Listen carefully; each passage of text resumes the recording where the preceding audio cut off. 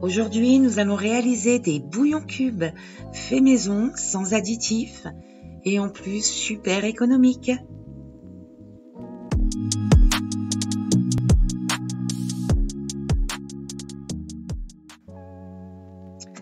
Pour cette recette, nous aurons besoin de légumes.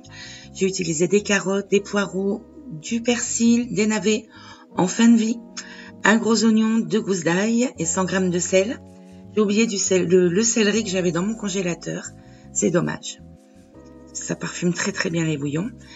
Donc on va laver, éplucher et couper tout ça en petits morceaux. Donc finalement, vous mettez un petit peu les légumes que vous voulez à l'intérieur. Vous pouvez également ajouter des épices, du safran, ce genre de choses. C'est vraiment selon ce que vous avez sous la main et vos envies.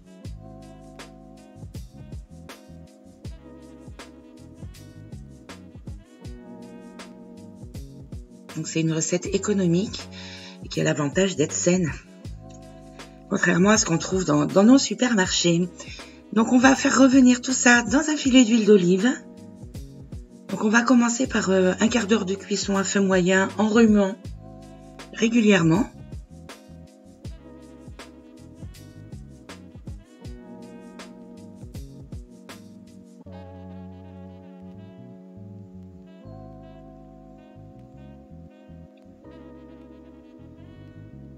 Voilà, au bout d'un quart d'heure, on va venir rajouter le sel.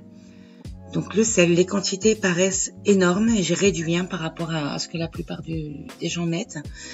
Mais en réalité, j'ai fait une trentaine de bouillons, ce qui représente à peu près 3 g de sel pour 1 litre à 1,5 litre de bouillon. Donc c'est pas excessif. Vous n'êtes pas obligé de le mettre, vous pouvez très bien réaliser la recette sans sel et rajouter le sel lorsque vous ferez vos préparations culinaires. C'est un choix. Et là, on poursuit la cuisson pour 15 minutes à peu près, jusqu'à ce que les légumes soient fondants. Ils vont recracher de l'eau, c'est normal.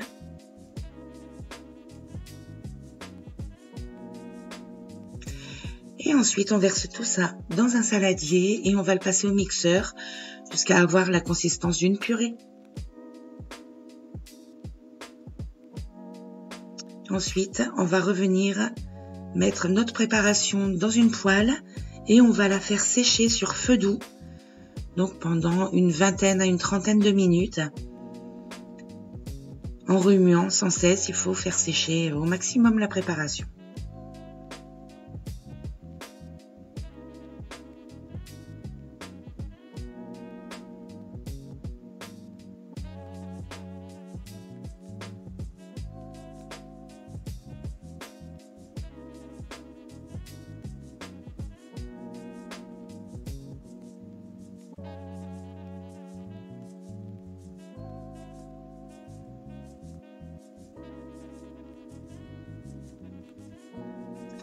C'est vraiment pas une recette compliquée.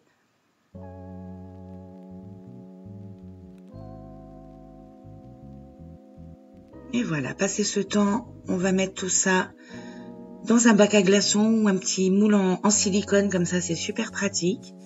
On verse des petites cuillerées à l'intérieur, on tasse bien.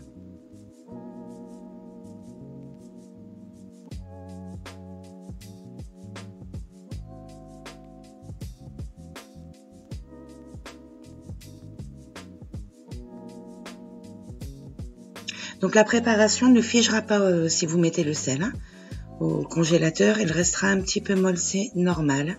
Elle ne sera pas complètement dure. C'est le sel qui fait ça, mais ça se conserve forcément parce qu'il y a du sel 3 à 4 mois. Et voilà. Une fois notre petit moule rempli, il n'y a plus qu'à mettre dans un sac de congélation et au congélateur. Donc il me restait un petit peu de préparation. J'ai mis tout ça dans une boîte, voilà, avec du papier sulfurisé. J'ai bien lissé, j'ai recouvert d'un autre papier sulfurisé. Et j'ai mis au congélateur 24 heures, je l'ai ressorti, j'ai coupé des petits morceaux, des petits carrés que j'ai mis dans du papier aluminium et il n'y a plus qu'à piocher dedans. Donc pratique, très pratique aussi. Donc j'espère que cette vidéo vous aura plu. N'hésitez pas à me le dire en commentaire. Ça me fait toujours plaisir d'avoir vos retours. Et si vous testez cette recette également, je veux bien que vous me disiez ce que vous en avez pensé.